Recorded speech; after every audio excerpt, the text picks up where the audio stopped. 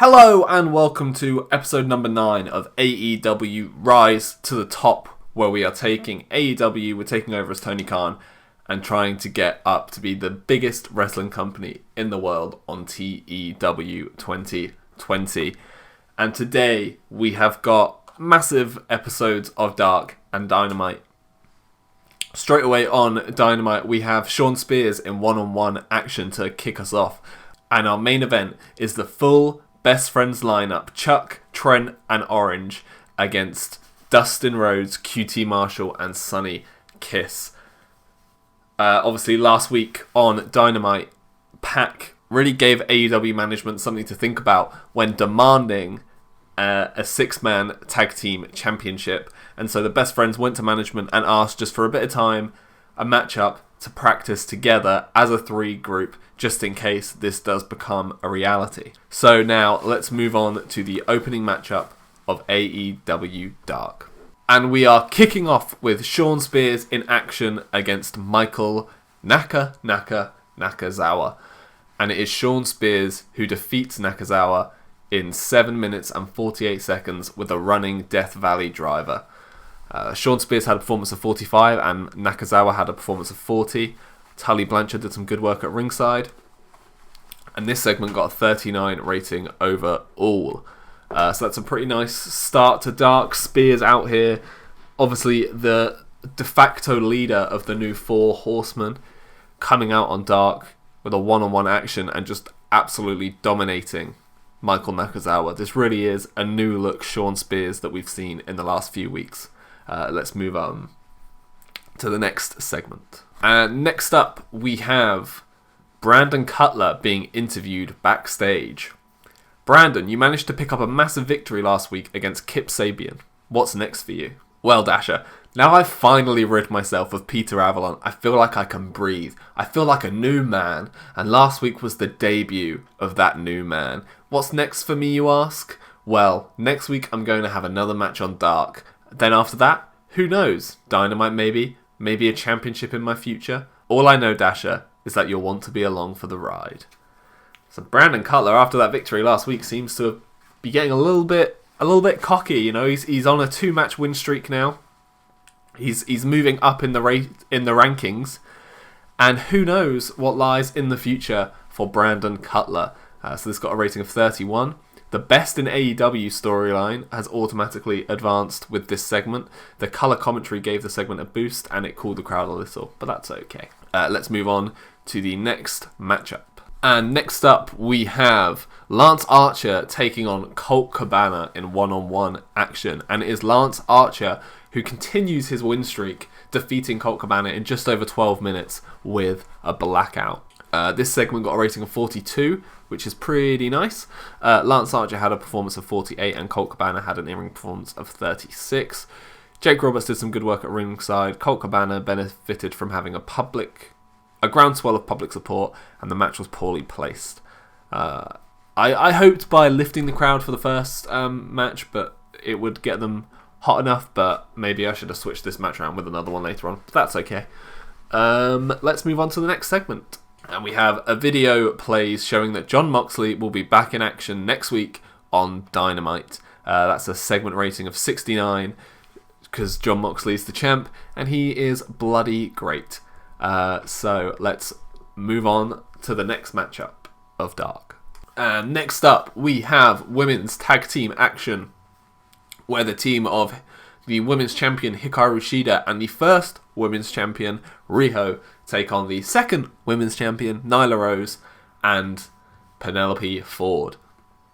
In a bout that didn't have much heat and terrible wrestling, Shida and Riho defeated Nyla Rose and Penelope Ford when Riho pinned Ford with a Northern Lights suplex. So Riho managing to pick up the win for her team by pinning Penelope Ford. Penelope Ford was the weak link, struggling to keep up with everyone else's in-ring performance, which I think she's a lot less experienced than the rest of them, so that kind of makes sense.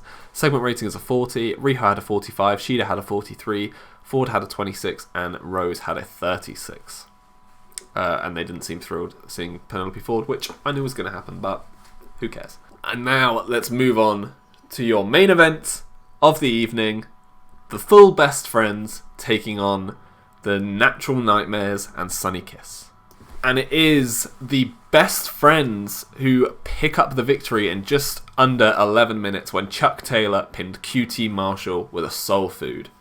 Sunny Kiss was the weak link struggling to keep up with everyone else's in-ring performance. This got a 56 overall, which is pretty decent for a dark main event. And Trent had a performance of 60, Cassidy had a 63, Taylor had a 56, Sunny Kiss had a 26, Dustin Rhodes had a 51, and QT Marshall had a 40. The first champ storyline has automatically advanced with this segment. Orange Cassidy benefited from a groundswell of public support, and this match got the crowd hotter. And that is the final segment of the show. So now let's move on to the end screen and see how we got on overall. And we got a 44, which I think is maybe the exact same as last week, which is not too bad. Again, decent ratings all in all. You know, like, the majority of them are green rather than yellow, which is good. And the ones that are yellow have like Nakazawa and Brandon Cutler, who aren't the most popular people, so I'll take that, that's alright. But now, let's move on to AEW Dynamite. I'll see you in a minute. Hello and welcome to AEW Dynamite. We've got one hell of a show for you tonight. We've, of course, got the Cody TNT Championship Open Challenge. We have got MJF taking on Wardlow in that grudge match. We've got Tenille Dashwood making her in-ring debut.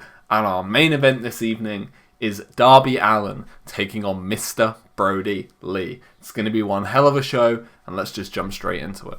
And we are kicking off with Alex Marvez backstage.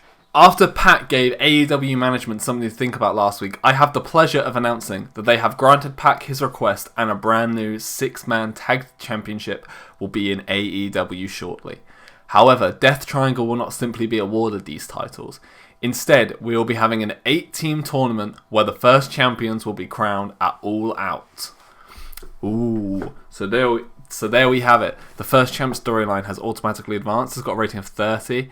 Marvez worked well. It was a bad way to start off the show. I thought it would be like a, what's it called? Like a cold start, a cold open to the show. But maybe that's not a good idea to do in this game.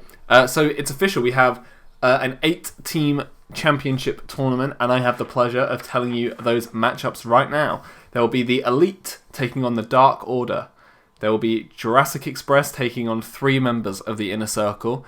The second half of the bracket is the other half, the other 3 members of the Inner Circle, taking on the Best Friends, and Strong Hearts taking on Death Triangle. So now, with all that being said and done, let's move on to our first matchup of the evening.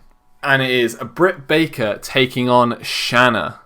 It is Britt Baker who picks up the win in just over 11 minutes with the Lockjaw. That got a rating of 27. Again, bad, but I knew it was going to be.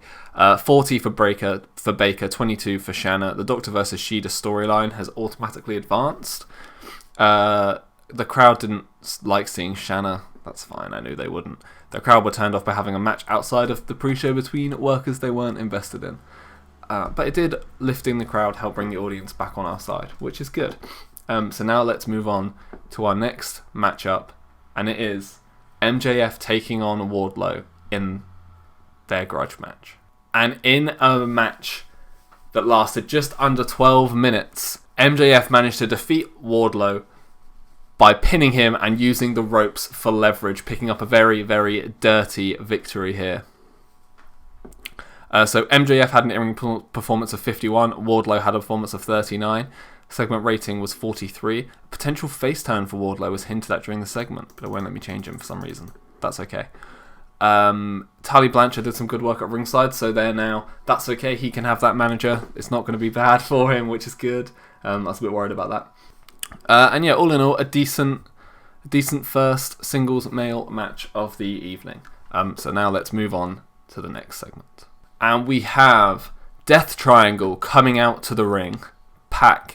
A tournament? You want to do a tournament? Fine. But we're not waiting until next week. We're having the first match now. So the first champ storyline has advanced but lost heat, and that got a rating of 66. And the announcing beefed that all up and got the crowd hotter, which is good. So now we're moving on to apparently the first match in the tournament. Death Triangle taking on Strong Hearts. And in a match that lasted just under 12 minutes, Rey Fenix pinned T-Hawk with a Meteora, meaning that Death Triangle are the first team to progress in the tournament. This was the first part of the AEW 6-man tag tournament. It's got a 78 rating. Yes, thank you. So good. Rey Fenix got a 78, Pentagon had a 70, and Pac had an 83. Lindemann had a 46, T-Hawk had a 49, and Shima had a 65, and the first champ storyline advanced with this segment. Jim Ross and Excalibur worked well, and the match got the crowd buzzing, which is perfect. And next up, we have the debut of Tenille Dashwood. And next up, we have Tenille Dashwood making her way to the ring for her debut matchup. This one gets a 39. The Girl Next Door versus the Cheerleader storyline has advanced with this segment, and I thought, it's a debut match. It's a big match. Let's just give her a special entrance, she deserves it. And let's move on to her matchup. Tenille Dashwood defeated Tainara Conti in 7 minutes 17 with a roaring elbow. Tenille Dashwood had a 46, Conti had a 30. The Girl Next Door versus the Cheerleader storyline has advanced. They didn't like seeing Tenille Dashwood. Why not? I don't care. I'm going to keep using her because I think she's great. Let's move on to the next segment. And next up we have Cody coming out to the ring. Cody hits the ring in his gear. It's my favourite time of the week. It's time for the TNT Championship Open Challenge. This has become a fixture of the show, and I'm going to be here defending this championship for months to come. So with that being said, I'm ready. Come down here. Dustin Rhodes music hits. No one comes out. We see the Titantron change to show FTR beating up Dustin backstage. The music changes. Sean Spears and Tully come out and head down to the ring. Dun, dun, dun.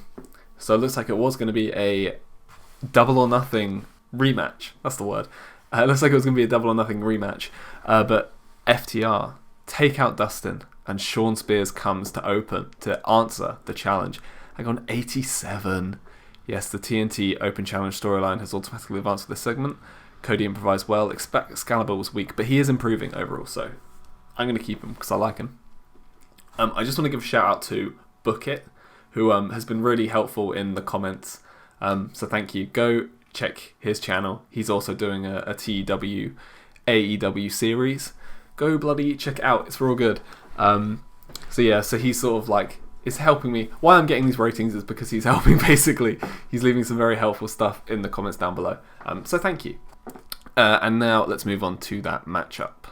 And it is, in 20 minutes and 32 seconds, your new AEW TNT champion is Sean Spears after defeating Cody with a running Death Valley driver after Tully Blanchard interferes. So there we go, a new AEW TNT champion. They got a 60 rating. Cody had a performance of 69. Sean Spears had a 47. Man, Cody was on his game tonight. The TNT Open Challenge storyline has ended with this segment. The announcing quality lifted the match. The colour commentary gave the match a boost, and Cody benefited from a groundswell of public support. So there we go, new AEW TNT champion. And here we have Sean Spears celebrates in the ring with his new title. That just gets a 45. Sean Spears, so first title change of the series, and it's on Dynamite, and it's the TNT Championship. Okay, and now let's move on to the main event of the evening. Darby Allin versus Mr Brodie Lee. And in a match going 20 minutes and 31 seconds, Darby Allin defeats Mr Brodie Lee with a coffin drop.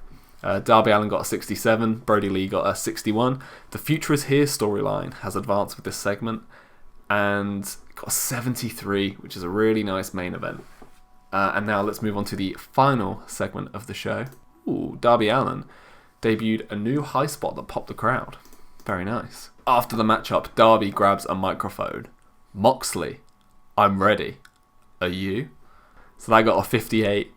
The Future Is His storyline has automatically advanced. Darby Allin struggled when going off script. Okay. And the announcing quality lifted the segment, and Darby Allin has a groundswell of public support. So it looks like Darby Allin is going for that AEW championship. Let's move on to the final screen, and we will see the rating that we got for this week's Dynamite. 73 consistent shows. Yes, I love it. I love it so much. 72 last week, 73 this week. The show increased our popularity in 38 regions, which is beautiful. That bloody Cody promo was next level, wasn't it? And then the main event, 73. Chef's kiss. Chef's kiss. Death Triangle, that match as well, getting a 78 is beautiful. And I'm okay with putting some of these like segments that I know aren't going to do very well, which is basically like women's matches apparently, because none of the women are popular enough for some reason. I don't get it, but whatever. So yeah, 73 overall. Let's go back to the home screen and see if we've beaten NXT for the second week in a row. And here we are back on the home screen. Let's just have a quick look at the articles. Apparently WWE call up William Regal. Fair enough. Darby Allin wows fans with his new move. Yes, he does. And the politics of Raul Mendoza. He's been using his tricks to maneuver himself. That's pretty cool. So let's look at NXT. They got 74. They beat us by 1. How could they? They used Shawn Michaels and Triple H. Yeah, they didn't like that we beat them, did they? Oh, okay. And by DQ. Wow. Keith Lee defeated him by DQ. So I got 1.6 million views. Let's look at how All Japan did. 53, which is pretty good for All Japan. Ring of Honor got 77. Jesus Christ. They are bloody good as well. Maybe I'm just bad. And Keiji Muto's Pro Wrestling Masters 2020 got a 43. So let's just look at how we did. Let's just drugs test feeds. We got 1.5 million, 2.04. So we're almost the same as NXT. And like I said last week, I'm assuming they've got much better distribution than we have. So that's pretty good. I think that's going to be everything this episode. There's nothing else that I think we need to look at. So if you enjoyed this, please give it a like, leave a comment, all that good stuff, subscribe, and I will see you for the next episode very soon. Bye.